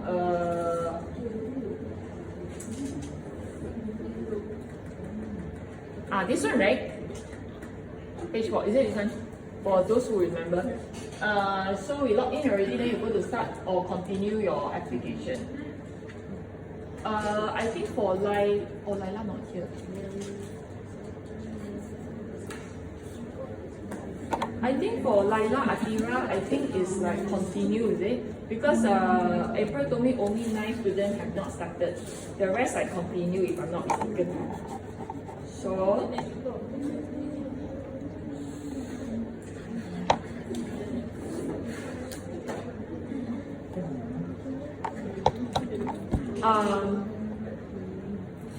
and then after that you click start membership application.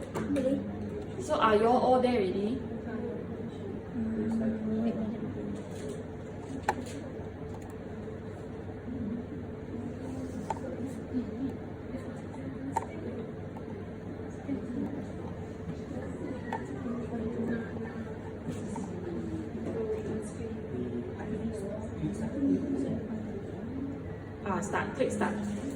Click start membership application.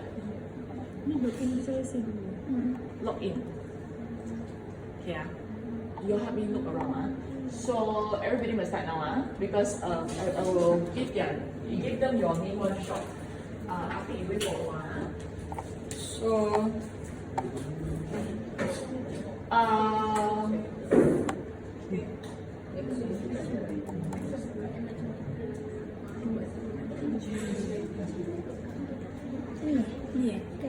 you do not have to write bin or bindi. Okay, don't have to. So for example, Nur Atira Yusna binti Muhammad Yusuf, right? So Nur Atira Yusna will be your first name, and then your family name is your family name.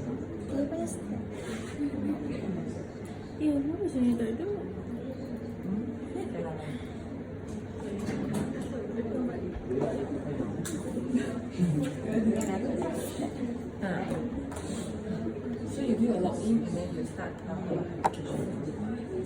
because some of them actually got activity every quarter. So we do like one shot. And then the rest you help me to look after them and also wait for a while. Okay, so once you're into it already, then you type. Oh, for you continue maybe.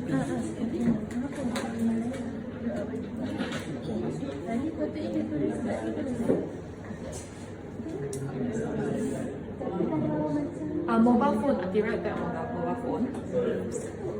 And then after that, your residential address, maybe you can type your address in KL first because only the name cannot change, the rest all can change. Because if you type your KL address or Klang Valley address and then you just click yes, mailing address is the same, then easier lah. Next time you can change. So you type your Klang Valley KL or Selangor address and then residential and mailing is the same.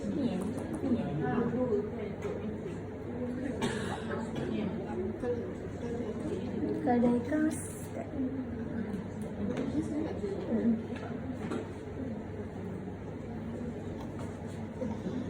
You sign in already, start membership. The 4th page onwards. Yours, continue first lah. Don't wait. Continue you don't wait for a friend. You just do until you finish. No, employment is no, retire no, continue. You have not complete. Are you studying or yes, sorry. And then uni rise up. University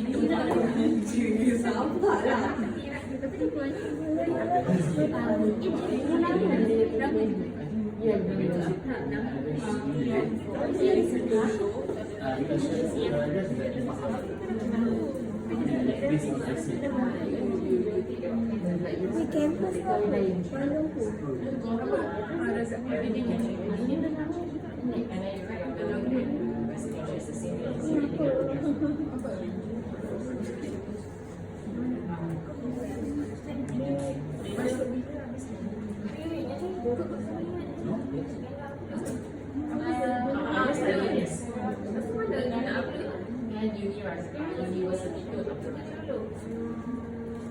Are you studying or completed is yes, then after that you got university tone afterwards. You got find university tone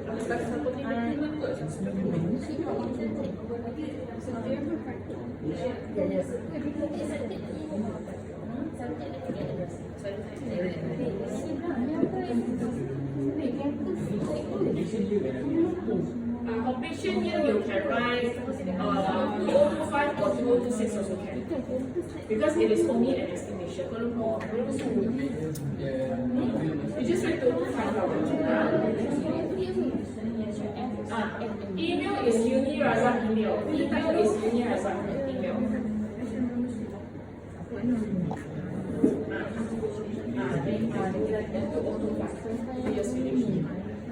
Commencement year, I think. Commencement year, you use your matric number.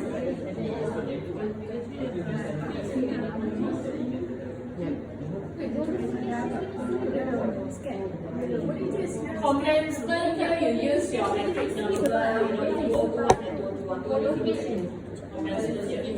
Oh, ada. Masuk isi bachelor. You see in front, Bachelor of Accounting Honors. Don't type also can if I remember correctly, but you just type Bachelor of Accounting Honors. HONS also can.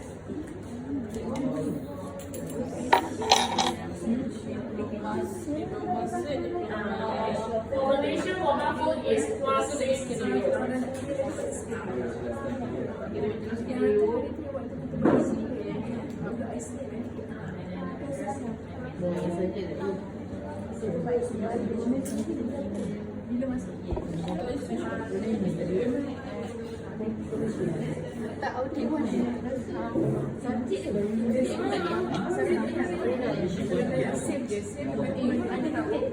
Commencement year or finish one, I think you can write 2025. Because estimation but commencement you follow your no, cannot. Yeah.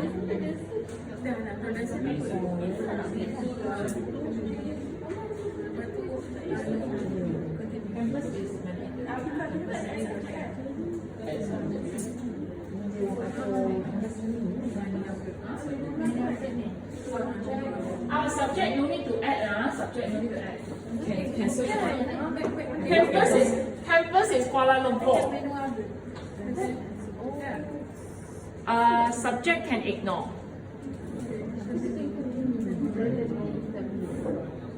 Professional body no money.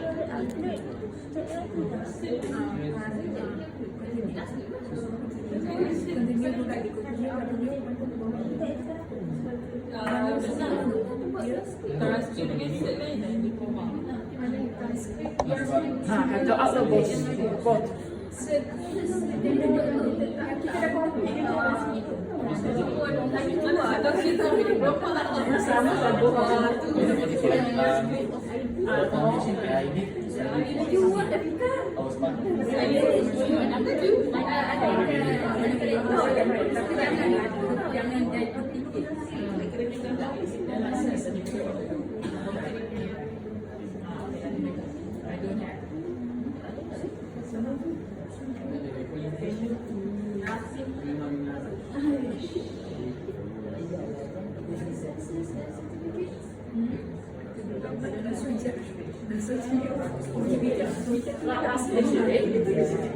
Oh, this page lah.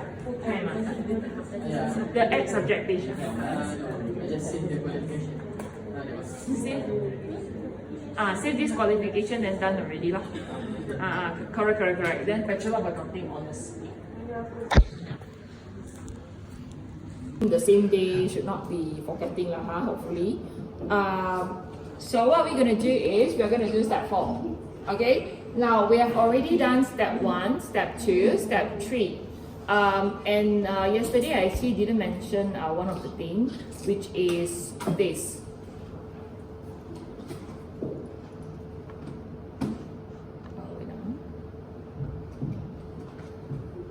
This one. Okay, so there's one figure here. Okay, there's one figure here, step 1, step 2, step 3, step 4, step 5. And step 1, step 2, step 5 referring to recognition requirement. Why? Because step 1, you have to recognize whether there is a customer or not and a contract or not. It will help you to go through the recognition process. And then step 2 is you have to recognize how many performance obligations so that you know when you can recognize your revenue. And step 5, of course, is recognition, because step 5 is the final step to help the company to recognize the revenue when the performance obligation is satisfied. So 1, 2, 5, recognition requirement. Step 3, we want to calculate the transaction price, right? So it is the measurement requirement. So we want to measure reliably. So transaction price is a measurement requirement. And step 4, we want to allocate the transaction price to each performance obligation. It is also measurement. How much we are going to recognize when you finish your PO. So if we recap a little bit, we will identify contract and customer, and then we want to see how many PO, one or many. If one, then very easy, because in step 3, your total transaction price will only be for that PO, like the library story. You finish constructing one library already, then you will recognize the transaction price to one library, like the whole thing. However, you have more job to do as an accountant if there are more than one PO. If there are 2, 3, 4 POs, then you have to go step 4 to allocate the total transaction price from step 3 to each PO that you have identified or recognized in step 2. Can So you allocate already, only you can do step 5 to recognize the revenue once you have completed your PO. So we will look at step 4 now. And here. So right, the step 4 is quite simple. The step 4 is very simple if you have one PO. So the whole transaction price will be for that PO. Then you close case already, basically no step 4, then that's it. Okay, like what I told you just now. So, however, if you have a few PO, then you have to, allocate them accordingly. Now, so how are we going to allocate the transaction price to different performance obligation? Now, we are going to learn stand-alone selling price. Now, if you remember yesterday, we learned distinct and stand-alone selling price, right? When we are trying to identify the performance obligation, we have to make sure it is distinct and with stand-alone selling price. And we also learned a little bit in the very beginning If it is distinct and with stand-alone selling price, then we can do separate contract when there is a modification. So that time maybe we were a bit confused because that was one example whereby we actually have in contract 100 units to deliver. Then we deliver 45 units already, half a year. Then the customer wants additional 40 units, right, of widgets, right? However, at $70 at a cheaper price, at a lower price. So we will say that because the $70 lower price will be for the 55 remaining units in the contract and also the additional 40 units, and therefore the additional 40 units, they have no stand-alone selling price. They don't have their price itself. It is lumped together because of this previous contract and therefore there is a price. It is not a stand-alone selling price. So now we will learn a little bit about stand-alone selling price. There are 3 estimated approaches for stand-alone selling price in figure 3.2 over here. So when we want to try estimating the stand-alone selling price, we can use maybe this method, or this method, depending on the nature of our goods or service. Okay, so basically there are 3 methods. Number 1 is adjusted market assessment method. We focus on market condition. So if let's say you're selling necessities like sugar or like the normal things that many people buy and the price is more or less the same, then maybe your stand-alone selling price is based on the market assessment, because you go to the market, roughly everyone is selling about the same amount, right? About 10 ringgit to 12 ringgit, for example. So your stand-alone selling price will be somewhere in between them. That you can use this approach. It is an easier way. You go and evaluate the market, you estimate the price the customer would willing to pay for almost the same thing like the necessities. So you can use this to estimate your stand-alone selling price. The second one is expected cost plus margin. This one is more for luxurious item. If you are selling handmade bags, if it is a luxurious product, or handmade something. So maybe the stand-alone selling price, you can use expected cost plus margin. Because handmade, right, very customized, you cannot find an active market. So maybe the first approach is not a good one. You can do this. So you can focus on the cost of materials to complete the handmade handbag and the margin you want to. If you think that handmade is very special, very precious, and your margin is 100%, so your selling price estimation will be the cost plus the 100% margin you want to earn. That will be your selling cost. So let's say one handmade bag, you only need to spend 20 ringgit cost to buy the whatever to do the bag, and then you want to earn another 20 ringgit, so you're selling like 40 ringgit. So you can set your stand-alone selling price at 40 ringgit. So this can be one of the method. Residual. Now residual is for other things that you do not really know what kind of stand-alone selling price you have to set. So you can use the residual approach. Residual is leftover that I told you. Sometimes we always say like residual. Equity is residual. Scrap value is residual, right? So residual approach, you will use your total transaction price to minus the observable stand-alone price of other goods. So let's say your product is a bundle. So you're actually not very sure how much is the price of certain part. But no matter how you want to sell 100 ringgit. So you use the total 100 ringgit to minus those parts whereby you can observe through whatever method, then you will get that price. So this is only a concept, and it is not very important, but I just go through just in case if you have a conceptual question, then you might have to look at it. So market condition one is the first one. The second one is entity specific, like handmade luxurious item. Okay, and the residual approach is the leftover. Okay, now, so we look at calculation, and this is very important because a lot of students receive external exam question for discount, but discount is varied. A lot of discount question in different ways, so you do not know how you're going to tackle discount and so on, right?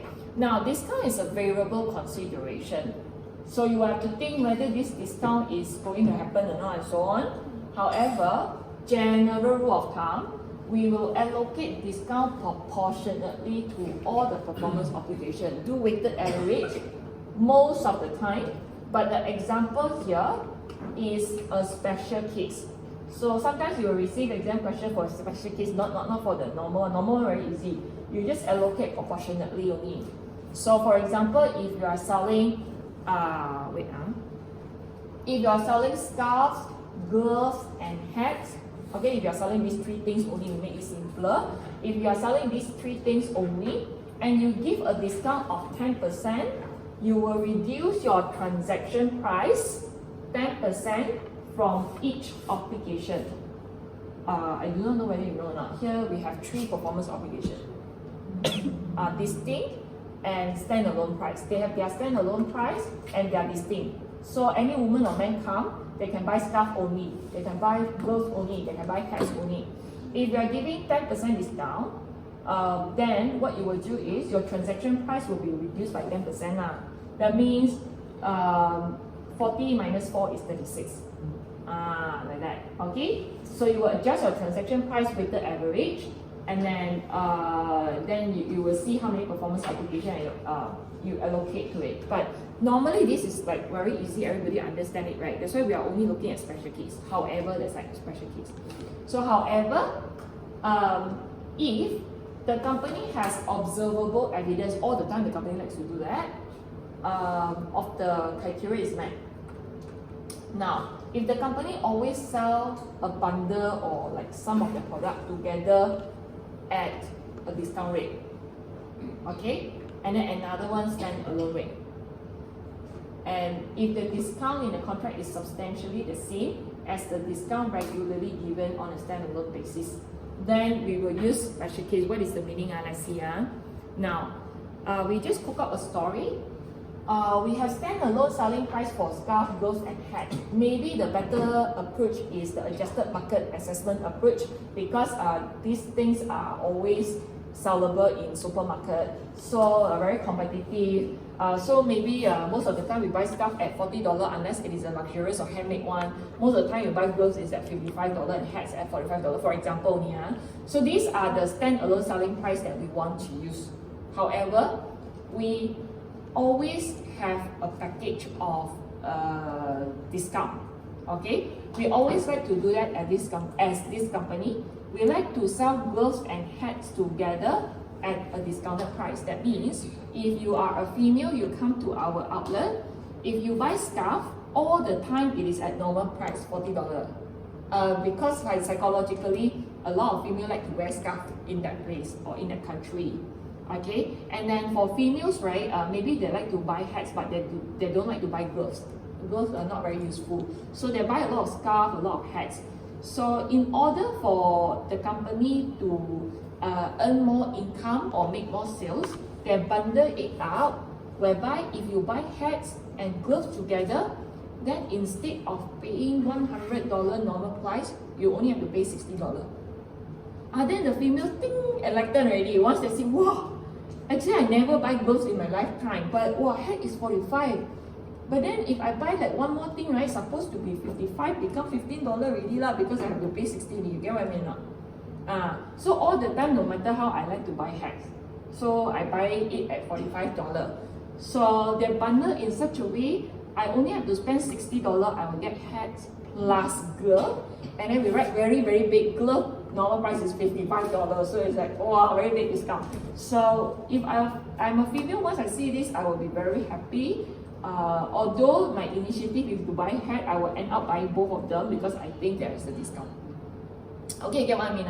So the normal practice is the company will use to do this type of discount, and all the while their discount is not blanket. So the scarf normally is at 40 because you don't give discount, women also will come and buy. Okay, without scarf, they cannot live normally. So no matter how they will buy, no need to do discount. So we do discount like this. Now, if that's the case, we will apply the special rules to allocate the discount to reduce the transaction price, to allocate only for this performance obligation, not for all. Okay. No need to do weighted average for all the performance obligation. We only reduce for these two. Now, how does it look like? And then you have to know some theory as well. If we regularly sell the gloves and hats together, there is an observable evidence, then the whole discount should be only allocated to this and this, not all. Okay, that's the meaning of this special rule. Then how about calculation? Now calculation is like this. You see, the stand-alone selling price is 140. If you buy separately, today you buy one scarf, today you buy one glove, today you buy one hat. So altogether you have paid $140 as a customer lah. But if today you buy one scarf and then you buy glove and hat together, you only have to pay at a discounted price, which is $100, right? Because that one is 60 already, 60 plus 40 is 100 lah. So you only have to pay 100. That means the company is giving you a discount 140 minus 40 equal to 100. So there's a discount of $40. And the story says you cannot allocate the $40 discount to all of them. You only allocate to gloves and hats only because they are always bundled like that. Scarf always remain the same. Therefore, your variable consideration you don't go and adjust your scarf. This one remain. So you are going to reduce the transaction price, the original price 55 and 45 based on weighted average method only for these two PO to a lower amount. So how are we going to do this? There are many methods. You can do like this also can, or you can look at my class teaching note. So in my class teaching note, I actually try to explain to you like this. The green color one, general rule of thumb, generally, if no special rule, we discount proportionately. And this one is special rule. This one is special rule.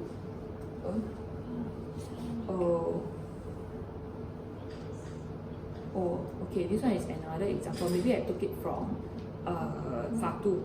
Never mind. So what we will do is, you will take weighted average. That means you find out the factor, the proportion. So what you will do, you go for the original price, the standalone selling price.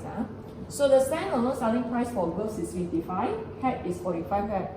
So you add them up, is 100, right? So 55 divided by 100 is 55%, 45 divided by 100 is 45%. So you will use 55% times $60. 45% times $60. Okay, so you times already, right? Then you will get the lower amount.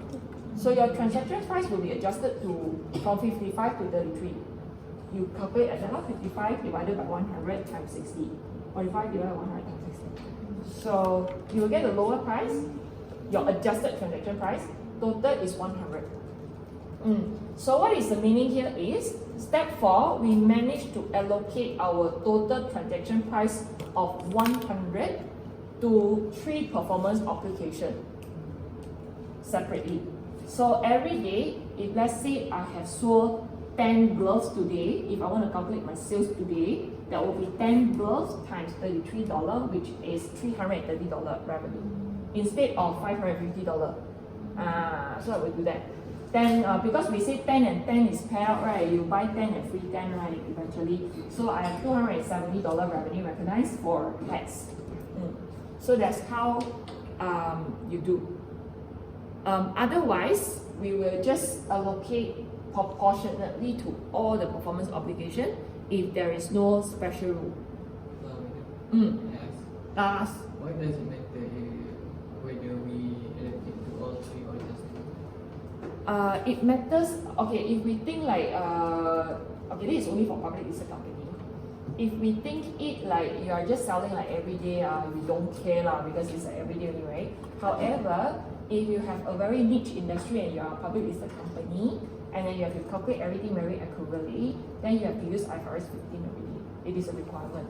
So IFRS 15 says you have to find out how many performance obligation, and then how much is your transaction price, and then after that you will have to allocate very accurately based on the best estimation.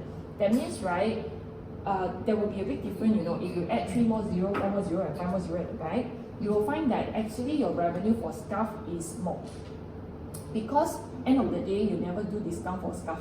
You only do discount for these two things. So when you do your analysis or whatever is it, you will find that the discount is only for these two, right? So the revenue for these two, no matter you sell like how many, maybe it's lower than this amount. When you do analysis, then it will be very impactful. Just like our ODL and conventional.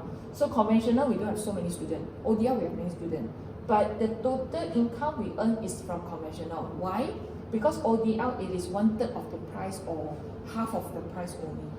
And when people graduated from ODL, like let's say I'm the potential employee, why I say ODL? Oh, here I don't want. I want conventional one first. Because ODL is like, you know, the setting and the mood and the quality of that thing, right? So there will be a lot of analytical kind of things eventually, and also about accuracy and things like that. Okay, finally the last one already. Today we cannot do IAS 37, so sad.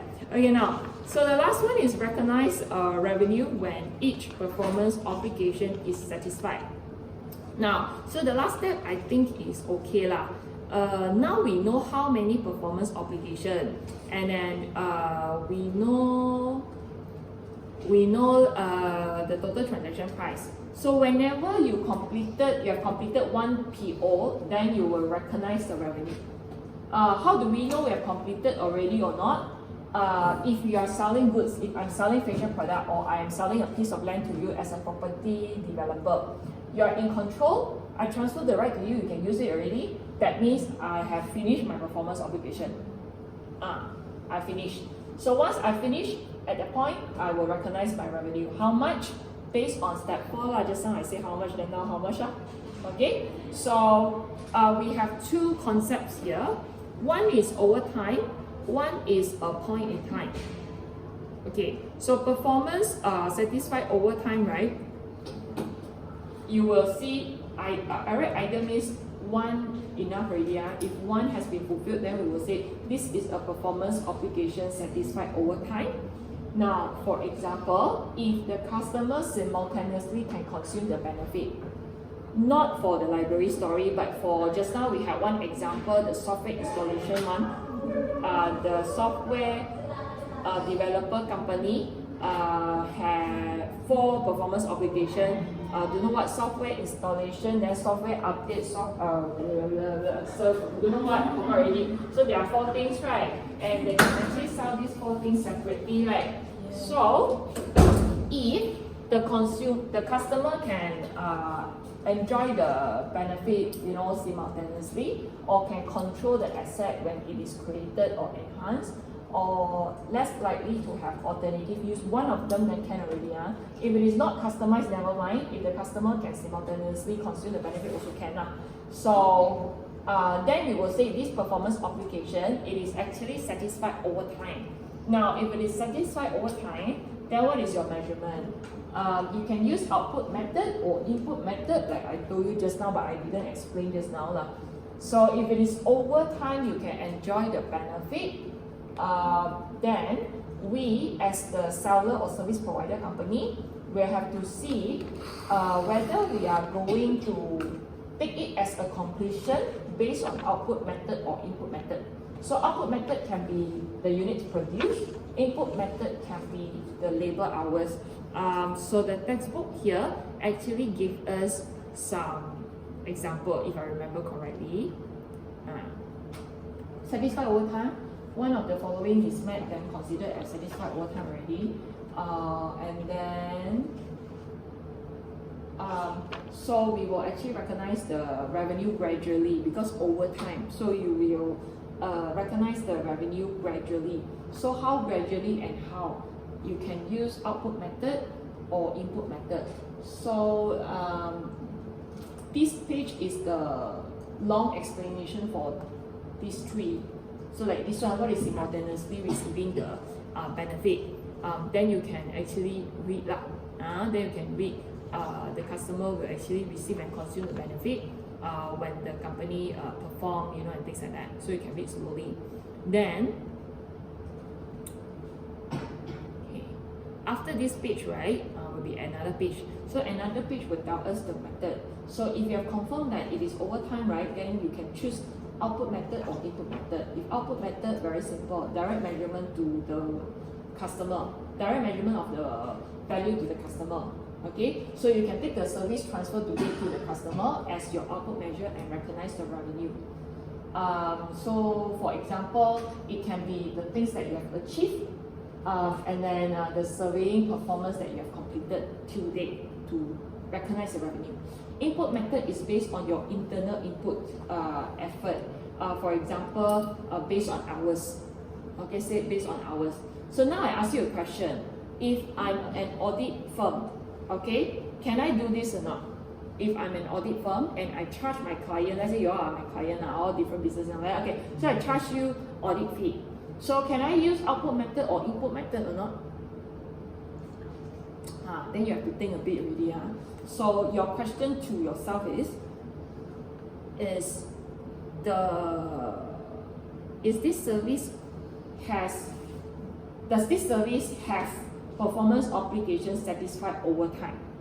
Answer is no. No. Audit is not customized, it is based on law. You cannot customize your audit to do what is not advisory, so you cannot, right? And then customer can simultaneously receive and consume the benefit, not cannot, right? I can tell you, I audit fixed asset already, then you say, yeah, I got the benefit, cannot, right? Okay, so whatever you say, the customer cannot control halfway, overtime, or whatever. Therefore, I, as the audit firm, cannot use output method or input method. I cannot say, hello client, today I want to charge you 1,000 ringgit because my staff spent 10 hours already. I'm actually using input method lah. My input method is like labor lah, based on labor. So based on the hours lah, you know. So now finish like so many hours already. So now I charge you like 1,000 ringgit based on input method. I cannot do that. If I cannot do that, so what is it? It is a performance obligation satisfied at a point in time. So it is at a point in time. So none of the criteria has been met, none of the three either one criteria has been met. So we can only recognize our revenue at a point in time, like the library story, like this kind of audit service story, because the customer will only get the benefit after you have completed the whole thing, not halfway. Halfway cannot do anything. You cannot submit to SSM, you cannot do anything, just like halfway anyway. So this is called at a point in time. That means I have to complete everything already. Then I will recognize my revenue of the total audit fee. Maybe it's 5,000 ringgit, for example. Now, so let's look at this example, which last already. Actually, it's not last. There's still contract cost, but maybe I didn't cover last semester. Now, so example 3.9. We want to see whether this is satisfied over time or a point in time, because it will help us to recognize the revenue correctly in terms of the timing. So now we are having a consulting service. So we are a consultancy firm, we are giving a consulting service, how to improve production process efficiency. So, and you will give a final recommendation. Alright, and then the payment will be paid after the final recommendation, which is not important because we are not using cash basis, we are using a quote basis. You don't wait until you receive the payment to recognize your revenue, right? So you recognize your revenue when performance obligation is fulfilled. So, now, how many performance obligation we have? Okay, let's say we are the consultancy service, and we are actually having a client which is a factory. So the factory client said, "Ayo, my factory memang very messy lah. Everything also not on time. Everything also printed wrongly. You know, all wrong. Can you please help me to make everything smoother?" Then I said, "Okay. So I will give you this service lah." Then I said, because too messy already, I will spend 1 year to do it, and maybe I have different stages. So the first 2 months, I will interview your staff from different departments. Okay, and then I will do observation. Then 2 months after I've done interviewing already, I will do my groundwork on my own another 2 months. And then I will use the next 2 months, alright, to do some implementation. Okay, and then another month, I will do a training to all departments. Alright, and then after that, another month, they will have 1 month time to start doing what I asked them to do. The last 3 months, I will do follow-up correction, and 1 year later, everything will be in place. You get what I mean? So the stages, they have many points. Do we have so many performance obligations? Answer is no. If I stop 2 months later, I interview finish already, then I say, okay, I'm not happy now, I want to resign already. I don't want to do already. The customer will not enjoy any benefit at all. I stop at any point, they will not enjoy any benefit. I have to finish everything until final recommendation. Okay, to make sure everything is in place, final recommendation, and bye like that. So then only they will enjoy it. you know, the benefit. So this is a single performance obligation in step 2. And let's say I'm charging like 30,000 for the whole year project. That will be my step 3 total transaction price. Now, when will I recognizing my revenue? A point in time, because the performance obligation cannot be satisfied over time. It will not fulfill any of the 3 criteria. And therefore, you read yourself, read already. Then you eventually your answer will be at a point in time. Okay? So, yeah, that's it. Now the last one is contract cost. Contract cost I actually maybe did not cover last semester, I cannot remember. By the way, contract cost, the idea is like this. Contract cost can be capitalized as an asset. Let's say you want to do construction. You have a contract, you want to perform a contract. Now, there are some of the costs that you can capitalize, that means you can debit it together as an asset. For example, incremental cost and cost to fulfill a contract with a customer. Provided it is recoverable. You can recover directly, you charge that cost to your client, or you recover indirectly, you embed it in your profit margin. Then you can capitalize your incremental cost as an asset. And then cost to fulfill a contract, there are 3 attributes that you have to fulfill all of them. Then only you can capitalize as an asset. So you try to go back and so since we cannot finish, too bad, no choice. What I want you to do is like this. Next Thursday, we will do a mini quiz on module 2 first. Okay? And then make sure you complete your module 2. And module 3, make sure you at least take a look IFRS 15 on the 5 steps. Then once we are done with our quiz, we will wrap up the example for contract cost. There's a little bit of thing inside, maybe you don't know yet, but we will do it next Thursday. Then we will also complete IS 37. So maybe there will be some delay. Module 4, maybe we will do it another time if that's the case. Okay, so just nice. Done. How many questions? The mini ungraded ungraded mini quiz is about 12 questions if I remember correctly. Something like the first one, but less question than the module 1 quiz.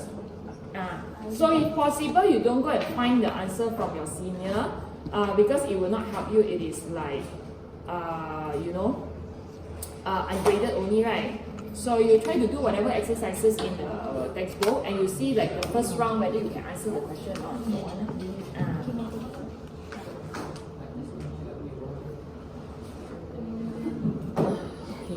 Finally. Okay, and then for the 13 student, you try to take a look in your group. For the 13 student, you try to keep an eye on your group WhatsApp, because if any time the CPA staff say anything wrong and all that, then I will get back in the group.